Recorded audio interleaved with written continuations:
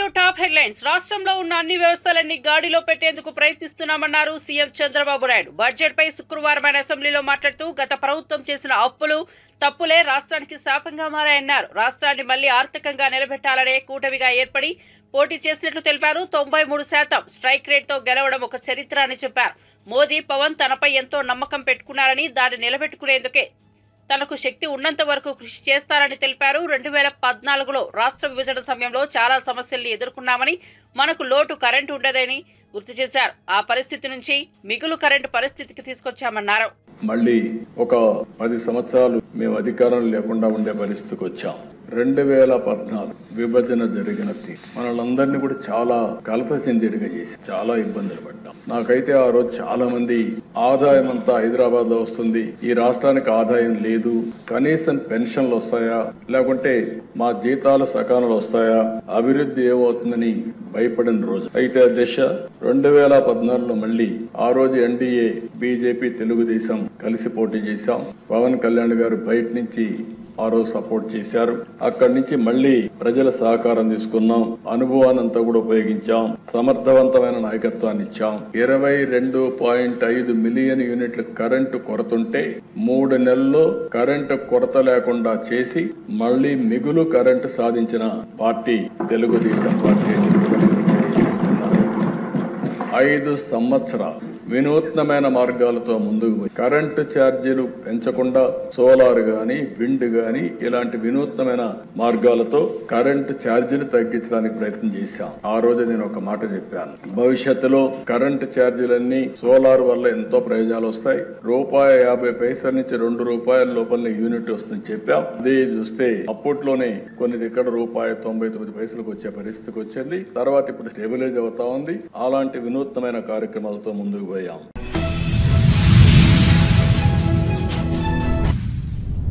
FIFA friendly football match poster ను CM Revanth Reddy ఆవిష్కరించారు. India versus మలేషియాల మధ్య friendly football match sports authority of Telangana ఆధ్వర్యంలో ఈ నెల 18న గచ్చిబౌలి స్టేడియంలో జరగనుంది. ఇందుకు సంబంధించిన పోస్టర్ ను సీఎం రేవంత్ రెడ్డి తన నివాసంలో ఆవిష్కరించారు. ఈ కార్యక్రమంలో డిప్యూటీ సీఎం బట్టి విక్రమార్క, మంత్రులు శ్రీధర్ బాబు, పొన్నం ప్రభాకర్, ప్రభుత్వ సలహాదారులు K Keshava Rao, Vem Narender Reddy, Srinivasa Raju, sports authority of Telangana chairman Shivasena Reddy, TPCC అధ్యక్షుడు MLC Mahesh Kumar Goud, Madhu Yashki Goud, sports authority chairman K Shivasena Reddy ఉన్నతాధికారులు ఉన్నారు.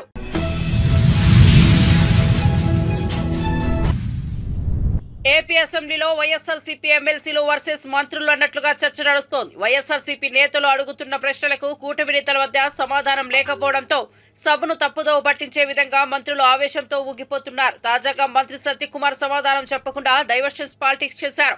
అసెంబ్లీలో సభ్యులు అడిగిన ప్రశ్నలపై జవాబు ఇవ్వాల్సిన బాధ్యత మంత్రులపై ఉంటుంది. కానీ ఏపీ శాసన మండలిలో మాత్రం మంత్రులు దీనికి విరుద్ధంగా ప్రవర్తిస్తున్నారు. సమావేశాల సందర్భంగా మండలిలో మెడికల్ కాలేజీల నిర్మాణాలపై చర్చ జరిగింది. ఈ క్రమంలో వైఎస్ఆర్సీపీ ఎమ్మెల్సీలు ప్రశ్నించారు.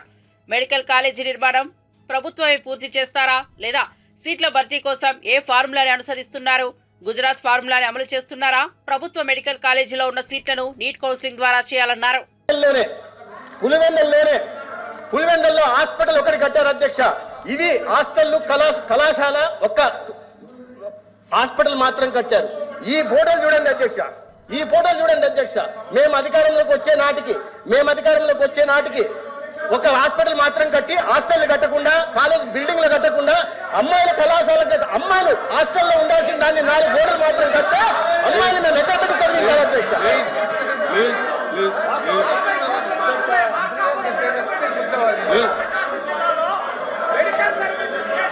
అధ్యక్ష 70% బోధనా సిబ్బంది లేకుండా, 70% బోధనా సిబ్బంది లేకుండా వైద్య విద్యను, నాణ్యమైన వైద్య విద్యను విద్యార్థులకు ఏ రకంగా అందించాలో చెప్పండి అధ్యక్ష. అధ్యక్ష 60% మౌలిక సదుపాయాల కల్పన లేకుండా, హాస్టల్లో లేకుండా చదువుకుంటున్న విద్యార్థులను ఏ హాస్టల్లో చేర్పించాలా, అమ్మాయిలు ఏ చెట్ల కింద చదివించాలా, ఎక్కడ ఉంచాలో సమాధానం చెప్పాల్సిన బాధ్యత గతంలో ముఖ్యమంత్రిగా ఉన్న వాళ్ళకి చెప్పాలి ఉండే అధ్యక్ష. కానీ నిస్సిగ్గుగా నిర్లజ్జగా ప్రతిరోజు విద్యార్థులు అపోహలు సృష్టించే ప్రయత్నం చేస్తారు అధ్యక్ష. మొన్నటికి మొన్న 8,890 కోట్లతో నేను 17 కళాశాలను నిర్మించానని నిస్సిగ్గుగా గతంలో ముఖ్యమంత్రిగా ఉంటున్న వ్యక్తి చెప్తున్నారంటే అపోహలు సృష్టించడం మంచిది కాదు అధ్యక్ష. ప్రభుత్వం ఏదైనా సరే ప్రభుత్వం ఉన్నప్పుడు తర్వాత ప్రభుత్వం బాధ్యతలు తీసుకోవాల్సింది. కానీ నేను నిర్మించానని నిర్మించారని అపోహలు చెప్తుంటే సంపద సృష్టిస్తారని విద్యార్థులు చెప్తే ఇవాళ విద్యార్థులకు 17 కళాశాలలు లేక విద్యార్థులంతా చదువులకు దూరం అయిపోతున్నారని చెప్తున్నారు. 750 సీట్లు 700 సీట్లు రావాల్సిన సీట్లు రాలేదంటున్నారు. దీనికి బాధ్యత వహించాల్సింది ఎవరు? దీనికి మౌలిక సదుపాయాలు కల్పించాల్సిన బాధ్యత ఎవరిది? ఫ్యాకల్టీ డెఫిషియన్సీకి కారణం ఎవరు? సమాధానం చెప్పండి అధ్యక్ష. ఇది సమాధానం చెప్పాల్సిందిగా మీరు కోరాలి అధ్యక్ష. ఆ పార్టీ గౌరవ సభ్యులు నేను అడుగుతున్నాను. వాళ్ళ ముఖ్యమంత్రి గారు రోజు అబద్ధాలను వండి వారిస్తుంటే, అసత్యాలను చెప్తుంటే ఈ రకంగా దీని సమర్థత లేదా అధ్యక్ష? సమర్థత ఉంది అధ్యక్ష. రికార్డు స్థాయిలో అధ్యక్ష, రికార్డు స్థాయిలో ఒక సంవత్సరంలో తాడేపల్లి భవనాన్ని కట్టారు అధ్యక్ష. అధ్యక్ష, రికార్డు స్థాయిలో 26 జిల్లాల్లో ప్రభుత్వ ఆస్తుల్ని, రవాణా శాఖ సంబంధించిన ఆస్తులు తీసుకుని వైఎస్ఆర్సీపీ పార్టీ కార్యాలయాన్ని కట్టారు అధ్యక్ష. అధ్యక్ష, విసిగొండ గుండు కొట్టి 450 కోట్లతో విలాసవంతుల భవనాలు నిర్మించుకున్నారు. కానీ పేద విద్యార్థులకు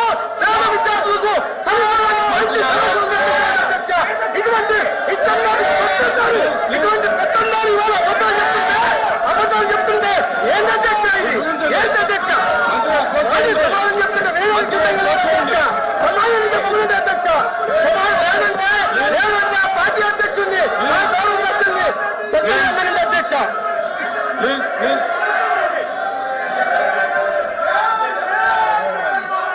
ప్లీజ్ కూర్చోండి.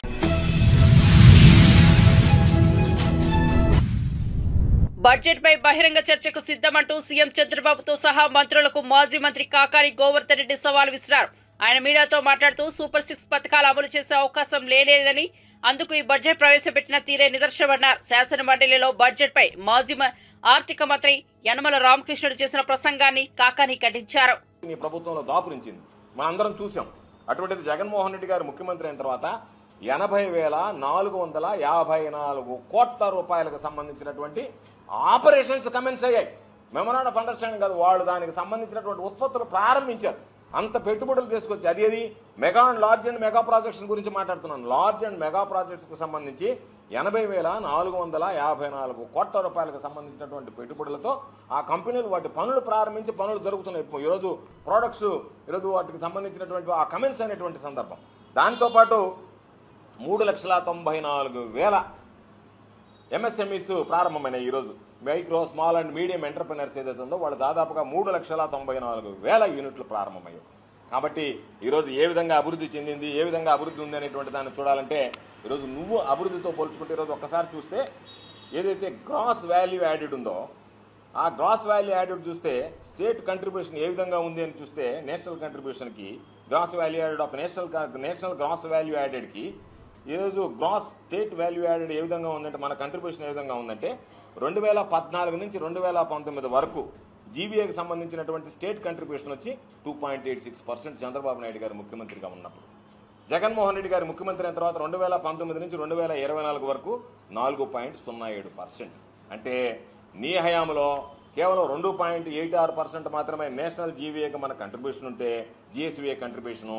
ఈరోజు జగన్మోహన్ రెడ్డి గారు ముఖ్యమంత్రి అయిన తర్వాత 2019 నుంచి 2024 వరకు మన కంట్రిబ్యూషన్ ఏదైతే ఉందో గ్రాస్ వాల్యూ యాడెడ్ మీద 4.07. అంటే దాదాపుగా నీకున్నటువంటి దానికన్నా కూడా ఈరోజు 1.2% పెరిగినటువంటి పరిస్థితి.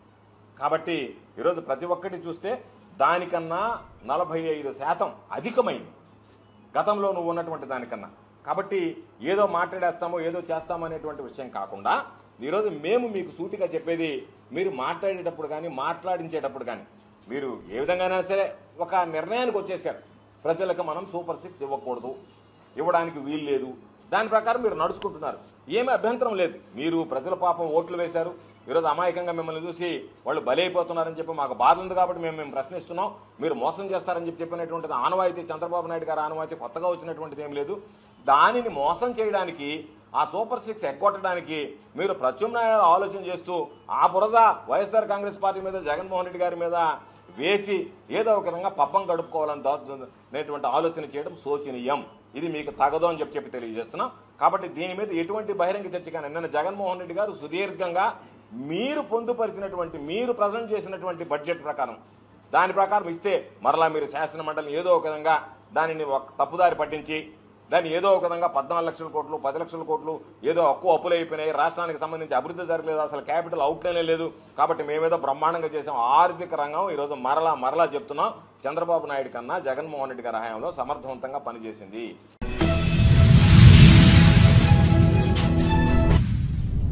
హైదరాబాద్ లో ఏడాది లోక్ మంథన్ జరగడం సంతోషంగా ఉందన్నారు కేంద్ర మంత్రి కిషన్ రెడ్డి. శిల్పకళా వేదికలో ఈ నెల 21 నుంచి 21 వరకు లోక్ మంథన్ జరుగుతుందని ఆయన తెలిపారు. శుక్రవారం హైదరాబాద్ లో ఉన్న బేగంపేట పర్యాటక భవన్ లో లోక్ మంథన్ పై కేంద్ర మంత్రి కిషన్ రెడ్డి ప్రెస్ మీట్ నిర్వహించారు. ఈ సందర్భంగా ఆయన మాట్లాడుతూ అంతర్జాతీయ సాంస్కృతిక మహోత్సవంగా లోక్ మంథన్ నిర్వహిస్తున్నట్లు చెప్పారు. ఈ లోక్ మంథన్ కార్యక్రమంలో కవులు, కళాకారులు, విదేశీ అతిథులు పాల్గొంటారని పేర్కొన్నారు. ఈ నెల 21న స్టాళ్లు, సాంస్కృతిక కార్యక్రమాలను ప్రారంభం వెంకయ్యనాయుడు ప్రారంభిస్తారని, ఈ నెల 22న లోక్ మంథన్ కు రాష్ట్రపతి ద్రౌపది ముర్ము ప్రారంభిస్తారని కిషన్ రెడ్డి స్పష్టం చేశారు. ప్రారంభిస్తే ఒక రోజు ముందు 21 తేదీ నాడు భారతదేశ మాజీ ఉపరాష్ట్రపతి అయినటువంటి గౌరవనీయులు వెంకయ్యనాయుడు గారు 21 తేదీ ఆ యొక్క ఎగ్జిబిషన్కి సంబంధించినటువంటి స్టాల్స్ కానీ కల్చరల్ యాక్టివిటీ సాంస్కృతిక ఉత్సవాలకు వెంకయ్యనాయుడు గారు ప్రారంభిస్తారు. దీనికోసము మనకందరికీ తెలుసు, మరి ఇక్కడ ఏదైతే పెవిలియన్ ఏర్పాటు చేస్తున్నామో కళా ప్రదర్శనలు కానీ స్టాల్స్ కానీ దానికి అన్ని వర్గాల ప్రజలు మన హైదరాబాద్ చుట్టుపక్కల ఉన్నటువంటి బస్తీలో ఉన్నటువంటి ప్రజలు, గిరిజన ప్రజల నుంచి మొదలు పెడితే ఐటీ సాఫ్ట్వేర్ ఇంజనీర్స్ వరకు కూడా అది చూడడానికి వచ్చే విధంగా వాళ్ళను ఆహ్వానిస్తూ ఉన్నాం. వాళ్ళు ఈవెంట్కు కాకుండా ముందు ఆ ఎగ్జిబిషన్ను చూడాలనేటువంటి దృక్పథంతో బస్తీలో ఉన్నటువంటి ప్రజలు కావచ్చు, గిరిజనులు కావచ్చు, ఐటీ సాఫ్ట్వేర్ ఇంజనీర్స్ కావచ్చు, అన్ని వర్గాల ప్రజలు కూడా రావాలి. దాన్ని చాలా పెద్ద ఎత్తున మరి లక్షలాది మంది వచ్చే విధంగా ఆ యొక్క ప్రదర్శనను ఈ 4 రోజుల పాటు చూస్తారనేటువంటి ఆశాభావంతో ఆ రకమైనటువంటి ఇంట్లో 100కు పైగా ఈ కల్చరల్ యాక్టివిటీస్ ఉంటాయి. అందులో సుమారు 1000 మంది కళాకారులు కూడా ఈ యొక్క 100 కల్చర్ ఈవెంట్స్లో 1000 మంది కళాకారులు కూడా పాల్గొంటారు. అదే కాకుండా సాంప్రదాయ సంగీత వాయిద్యాలు సంబంధించినటువంటి ఈవెంట్స్ కూడా ఉంటాయి. ఆ యొక్క పనిముట్లు కూడా గిరిజనులు మన సాంప్రదాయంలో గత అనేక మన భారతీయ జీవన విధానంలో వాడినటువంటి మ్యూజికల్ ఇన్స్ట్రుమెంట్స్ కూడా ఆ యొక్క పెవిలియన్లో ప్రదర్శించబోతున్నాం అనే విషయాన్ని ఈ సందర్భంగా మనవి చేస్తా ఉన్నాను. దీనికి సంబంధించి మరిన్ని వివరాలన్నీ కూడా మన యొక్క నందకుమార్జీ తెలియజేయాల్సిందిగా కోరుతా ఉన్నాను.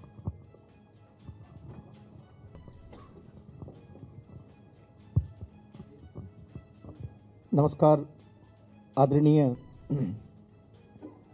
केंद्र मंत्री कृष्ण रेड्डी गारू ఈ యొక్క భగవాన్ బిర్సా ముండా జయంతి సందర్భంగా భారత ప్రభుత్వం కూడా గతంలో ఒక నిర్ణయం తీసుకున్నది. ఈరోజు జాతీయ గిరిజన గౌరవ దినోత్సవం కింద ప్రకటిస్తున్నాం. కాబట్టి లోకమంతంలో కూడా వందలాది మంది గిరిజన కళాకారులు కూడా పాల్గొంటారు. వందలాది మంది గిరిజనకు సంబంధించినటువంటి చేతి వృత్తులు ఏవైతే తయారు చేస్తారో అవన్నీ కూడా అక్కడ ప్రదర్శిస్తారు. కళా ప్రదర్శనలు ఉంటాయి, స్టాల్స్ ఉంటాయి. ఆ స్టాల్స్లలో అనేక రకాల వస్తువులు ప్రజలకు తమ యొక్క నైపుణ్యాన్ని ప్రదర్శించేటువంటి కార్యక్రమం కూడా కొనసాగుతుంది.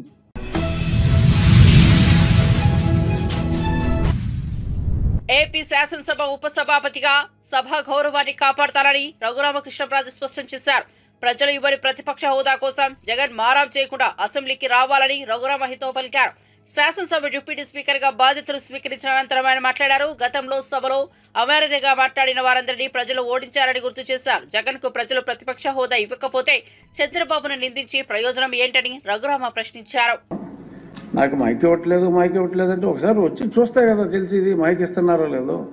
రాకుండానే నాకు మైక్ ఇవ్వట్లేదంటే డెఫినెట్గా 11 మంది సభ్యులు ఉన్నారు కాబట్టి వారికి ఉన్న సమయం డెఫినెట్గా వారికి ఇవ్వటం జరుగుతుంది.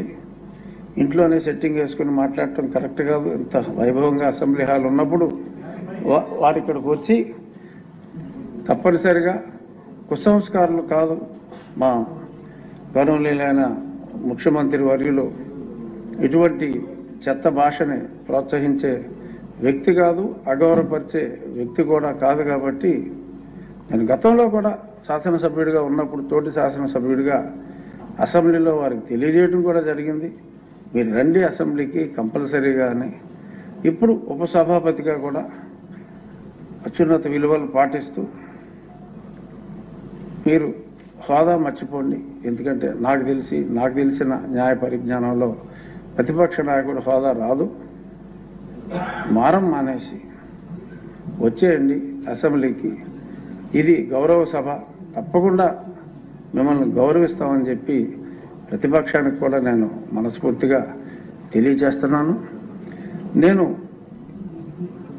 ఎంపీగా ఎన్నికైనప్పుడు పెద్దలు వెంకయ్యనాయుడు గారి దగ్గరికి వెళ్ళి, గురుగారు మీరు నాకు కొన్ని ఎలా నడుచుకోవాలో చెప్పండి అంటే, ఒక్కరోజు కూడా పార్లమెంట్ మనకు కోవలెంట్ షక్దర్ పుస్తకం కొనుక్కుని ఖాళీగా పెడతావేమో, ఆయన విట్టు ఉంటుంది కదా, చదువు, డిబేట్లో యాక్టివ్గా ఉండు అని చెప్పి ఆయన చాలా స్పష్టంగా చెప్పారు. ఆయన చెప్పిన దాన్నే నేను 99% అటెండెన్స్ నాది. ఒకరోజు సంతకం పెడతాం మర్చిపోయా, ఒక్కరోజు మటుకు కరోనా వచ్చినప్పుడు వెళ్ళలేకపోయా, 2 రోజులు నేను సభకి అటెండ్ అవ్వలేకపోయాను. సో అందరికీ ఇందాక లోకేష్ గారు కూడా అన్నారు చాలామంది కొత్త వాళ్ళు ఉన్నారని. సో వెంకయ్యనాయుడు గారి సూచనలు కొత్తవారు అందరూ కూడా పాటించాలి. మీరందరూ అందరి శాసనసభ్యులకి కూడా తప్పకుండా మాట్లాడే అవకాశం ఉండాలి అనేది నా అభిమతం కూడా. గతంలో లోక్సభలో ఉన్నప్పుడు కూడా ఒకసారి కూడా మాట్లాడిన వాళ్ళు చాలా పర్సంటేజ్ ఉండేవాళ్ళంటే అప్పుడు లోక్సభాపతి గారితో, ఓం బిర్లా గారితో నేను ఆయనతో చాలా స్నేహంగా ఉండేవాడిని. ఈ అందరికీ మాట్లాడే అవకాశం రావాలి అంటే ఎవరైనా మాట్లాడకపోతే వాళ్ళని వెతికి ఈరోజు నువ్వు మాట్లాడాలి అని చెప్పి ఇన్సిస్ట్ చేసి కూడా మాట్లాడించారు. అలాగా ఏ ఒక్కరిని కూడా అవకాశం ఉన్నంత వరకు నేను వదలను, కంపల్సరీగా మాట్లాడమనే కోరుకుంటాను.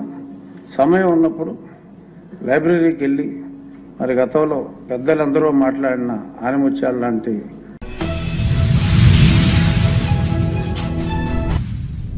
లగచర్లలో కలెక్టర్ ప్రతీక్ జైన్ పై జరిగిన దాడిలో భాగస్వాములంటూ పోలీసులు అరెస్ట్ చేసిన రైతులను సంగారెడ్డి సెంట్రల్ జైలుకు తరలించిన విషయం తెలిసిందే. ఈ క్రమంలో కేటీఆర్ వాళ్ళందరినీ జైలుకెళ్లి పరామర్శించారు. తాము అండగా ఉంటామని రైతులకు భరోసా ఇచ్చారు.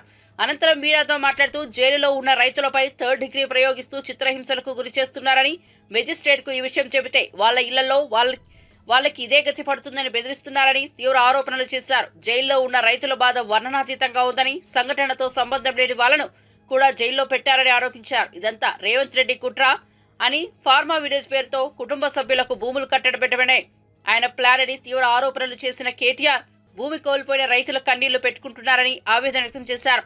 అలాగే సీఎం రేవంత్ పదవి 5 ఏళ్లే, మీ ఢిల్లీ వాళ్ళకి కోపం వస్తే రేపో మాపో పదవి పోతుందంటూ వార్నింగ్ ఇచ్చారు. మేము అడిగినాం ఏం జరిగింది అంటే వాళ్ళు చెప్పేది ఒకటే, అన్న మొత్తం 60-70 మందిని మొదలు అరెస్ట్ చేసినారు, 2 DCMలలో ఎక్కించుకొని తీసుకొని పోయినారు. మా దుద్యాల మండల కాంగ్రెస్ పార్టీ అధ్యక్షుడు, ఆయన పేరు శేఖరు, ఆయన అనుచరులు కూడా ఈ దాడిలో పాల్గొన్నారు. ఎందుకంటే కాంగ్రెస్ వాళ్ళ భూములు కూడా పోతున్నాయి. వాళ్ళ పేర్లు కూడా చెప్పినారు మాకు, రమేషు, ఇంకా 4 పేర్లు చెప్పినారు సార్, పేర్లు నర్సింలు, రమేషు, ఇంకా రాములు నాయక్ అని కాంగ్రెస్ వాళ్ళు వాళ్ళ భూములు పోతుంటే వాళ్ళు దాడి చేసినారన్న. మొత్తం 70 మందిని తీసుకుపోయినారు. ముందు తీసుకుపోయినాక తిరుపతి రెడ్డి ఫోన్లో ఆదేశాలు ఇస్తున్నాడు. ఒక రాజ్యాంగేతర శక్తి, ముఖ్యమంత్రి అన్న కావడమే ఆయనకున్న అర్హత, ఆయనకి ఏ పదవి లేదు, ప్రజాప్రతినిధి కాదు. కలెక్టర్లు ఆయన ముంగట మోకరిల్లాల. ఇవాళ అధికారులు మొత్తం ఆర్డీఓలు, పోలీసోళ్ళు ఆయన చెప్పినట్టు ఆడాల. కొడంగల్కు ఆయన చక్రవర్తి, రారాజు. రేవంత్ రెడ్డి కాదు, అక్కడ రేవంత్ రెడ్డిది ఏం చెల్లదట, తిరుపతి రెడ్డిదే నడుస్తుందట. ఆ తిరుపతి రెడ్డి శిష్యుడు శేఖరు మండల కాంగ్రెస్ పార్టీ ప్రెసిడెంట్. ఈ 70 మందిని తీసుకపోతే, 2 DCMలు ఎక్కించి తీసుకపోతే అందులో ఎవరెవరు బీఆర్ఎస్ వాళ్ళు వాళ్ళను మాత్రమే ఇవాళ 21 మందిని రిమాండ్కు పంపినారు, మిగతా వాళ్ళందరినీ ఇంటికి పంపినారు. అలా కాంగ్రెస్ వాళ్ళు దాడి చేసిన వాళ్ళల్లో ఇప్పుడు నేను చెప్పిన పేర్లు ఉన్నాయి, వీడియోలో కనబడతారు, మీరు చూడండి. వాళ్ళని మాత్రం ఇంటికి పంపి ఎవరెవరైతే బీఆర్ఎస్ వాళ్ళో వాళ్ళనే పెట్టండి జైల్లో అని చెప్పి ఈ దాడి మొత్తం బీఆర్ఎస్ వాళ్ళే చేయించిండ్రు. ఈ దాడి మొత్తం రాజకీయ దాడి, ప్రజలు చేసింది కాదు అనే ఒక కుట్ర ప్రభుత్వం చేస్తున్నది. అనుముల రేవంత్ రెడ్డి చేస్తున్నాడు, ఆయన అన్న అనుముల తిరుపతి రెడ్డి ఆ మండల కాంగ్రెస్ పార్టీ అధ్యక్షుడు చేస్తా ఉన్నాడు.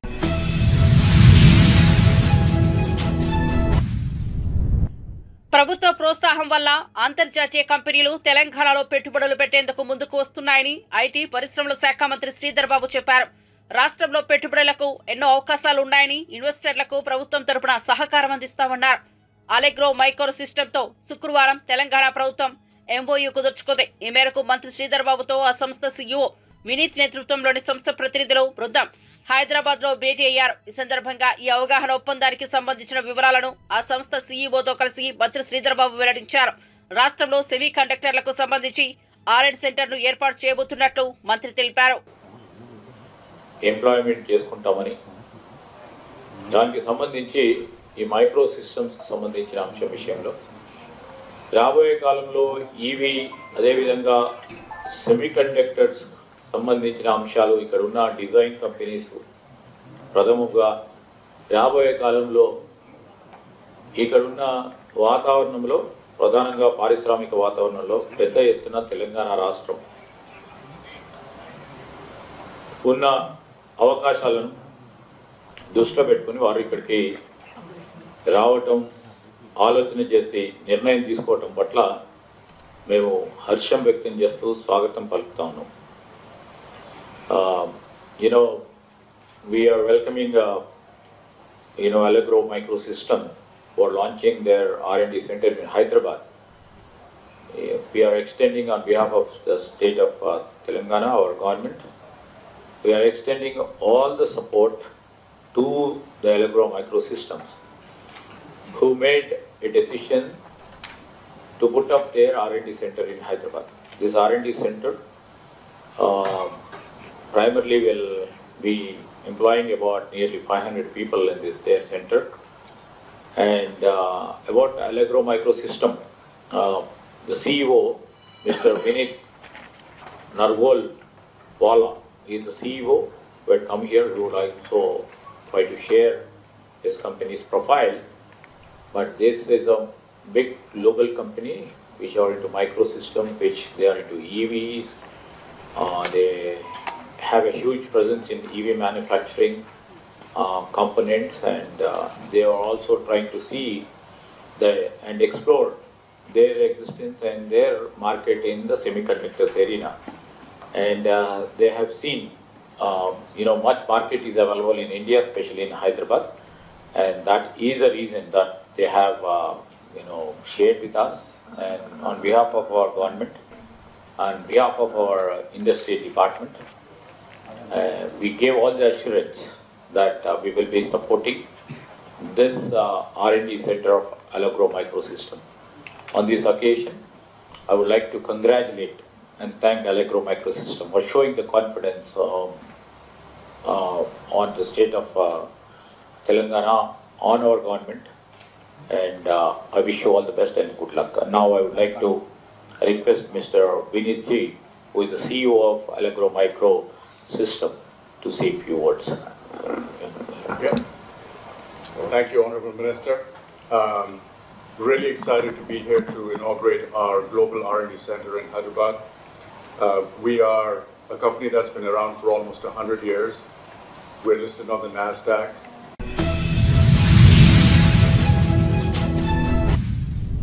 రాష్ట్రంలో ఆధిపత్యం కనీసం బీఆర్ఎస్ బీజేపీ పార్టీలు రాజకీయాలు చేస్తున్నాయని మంత్రి తుమ్మల నాగేశ్వరరావు ఆరోపించారు.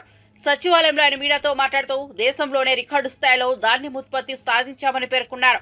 40 లక్షల ఎకరాల్లో రైతులు సన్నవడ్లను పండించారని తెలిపారు. 28 జిల్లాల్లో ధాన్యం కొనుగోలు ఊపందుకున్నాయని అన్నారు. ఇప్పటివరకు ఏడాది 9.5 మెట్రిక్ టన్నుల ధాన్యం కొనుగోలు చేశామని తెలిపారు. రాష్ట్రంలో అధికారం కోల్పోయిన వారి ఇటీవల ప్రభుత్వంపై లేనిపోని ఆరోపణలు చేస్తున్నారని ఫైర్ అయ్యారు.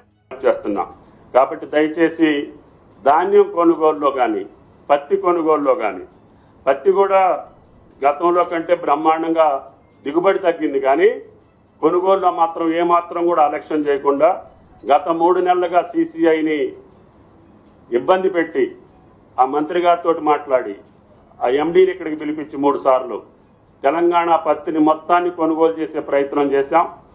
పెద్ద ఎత్తున పత్తి కొనుగోలు కూడా జరుగుతుంది. ఎక్కడైనా ఏదైనా టెక్నికల్గా సమస్య వస్తే రైతులకు కూడా మేము విజ్ఞప్తి చేశాం. దయచేసి మీకు ధర కావాలంటే మా ఇచ్చిన మెయింటైన్ చేసుకోండి, వాతావరణం కూడా మీకు అనుకూలంగా ఉంది, తప్పకుండా తెలంగాణ రైతాంగం పండించినటువంటి ప్రతి పంటని కొనుగోలు చేస్తామని చెప్పి విజ్ఞప్తి చేస్తూ రాజకీయ పార్టీలు ఎప్పుడు కూడా రైతును బలిపశువు చేసే విధానానికి పాల్పడొద్దు. మీ రాజకీయ లక్ష్యాలు ఛేదించాలంటే వేరే మార్గాలు ఉంటాయి. ప్రభుత్వం వాస్తవంగా తప్పు చేస్తే మీ తప్పును మేము సర్దిద్దుకోవటానికి మేము సిద్ధంగా ఉన్నాం. కానీ ఇన్ని ప్రయత్నాలు చేసి దేశంలో ఎక్కడా లేనటువంటి విధంగా ఈనాడు వ్యవసాయ బడ్జెట్ని పెంచి సుమారు 47,000 కోట్లు, ఏ బడ్జెట్లో కూడా ఈ రాష్ట్రంలో ఈ దేశంలో అంత పెద్ద మొత్తాన్ని కేటాయించినటువంటి రాష్ట్రం లేదు. అటువంటి రాష్ట్రాన్ని పట్టుకొని కష్టపడ్డటువంటి రైతుని మీరు కన్నీళ్లు పెట్టి ఇవ్వాలని చెప్పో, లేకపోతే కృత్రిమమైనటువంటి కార్యక్రమాలు నిర్వహించి తాత్కాలికంగా మీరు శునకానందం పొందొచ్చు. అది మంచిది పద్ధతి కాదు రాజకీయ పార్టీలకు అని చెప్పి విజ్ఞప్తి చేయదలుచుకున్నాం.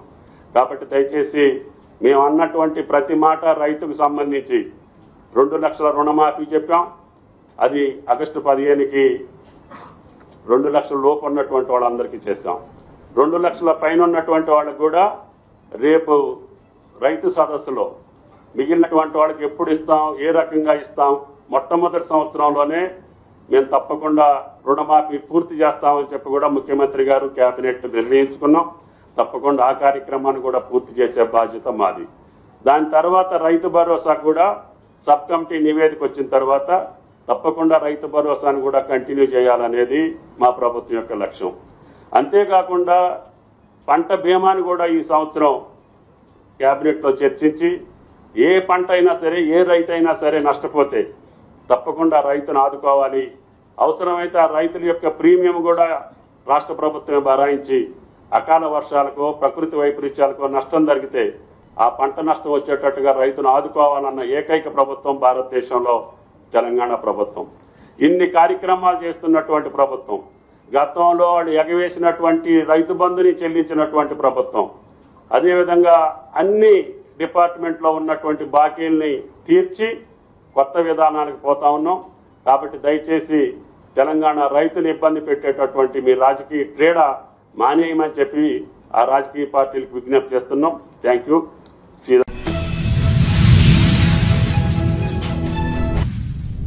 కార్తీక పౌర్ణమి సందర్భంగా తెలుగు రాష్ట్రాల్లోని క్షేత్రాలు భక్తులతో కిటకిటలాడుతున్నాయి. వేకువజాము నుంచే భక్తులు ఆలయాలకు పోటెత్తారు. సముద్ర నదీ తీరాల్లో పుణ్య స్నానాలు ఆచరించి మొక్కులు తీర్చుకున్నారు. కృష్ణా జిల్లా మచిలీపట్నంలోని మంగినపూడిలు బీచ్ లో పుణ్య స్నానాల కోసం తెల్లవారుజాము నుంచే భక్తులు భారీగా తరలివచ్చారు. సాగర హారతితో సముద్ర స్నానాలను మంత్రి కొల్లు రవీంద్ర ప్రారంభించారు.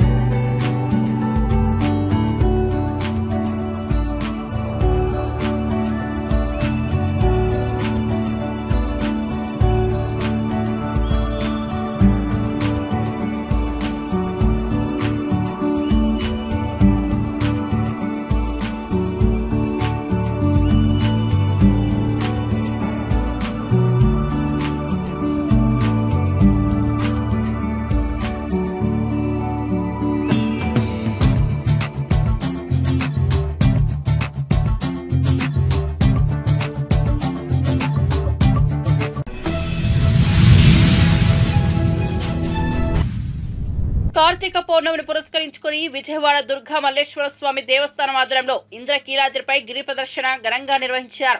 తెల్లవారుజామున ఇంద్రకీలాద్రి ఘాట్ రోడ్డుని కామధేను అమ్మవారి ఆలయం వద్ద గిరి ప్రదర్శనను ఈవో కెఎస్ రామారావు దంపతులు వేద పండితులు ప్రారంభించారు. కుమ్మరపాలెం సితారా సెంటర్ పాల ఫ్యాక్టరీ మీదుగా ఇంద్రకీలాద్రి వరకు గిరి ప్రదర్శన జరిగింది. ఈ కార్యక్రమంలో భక్తులు పెద్ద ఎత్తున పాల్గొన్నారు.